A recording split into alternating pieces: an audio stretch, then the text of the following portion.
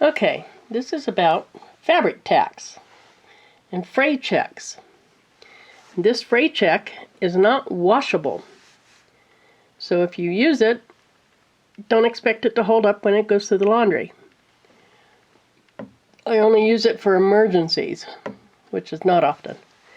Now this fabric tack is washable. It's permanent, easy to sew over, do whatever. It's great for quick repairs. It's washable. And it says on the back, and excuse my broken thumbnail, it says on the back, to thin it, use acetone.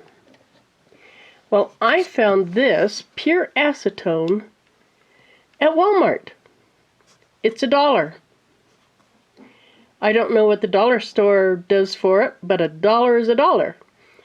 And when this gets too thick, it might be hard to see, but when this gets too thick, I put a bit of acetone in there. When this bottle was half full, I would use a half a cap and thin it down.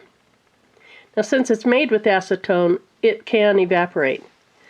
So down here, I need to thin it out now, or before next use, because it's kind of thin, thick. I'll probably just use not even a half a cap, maybe just a smidgen of acetone. Just experiment with it.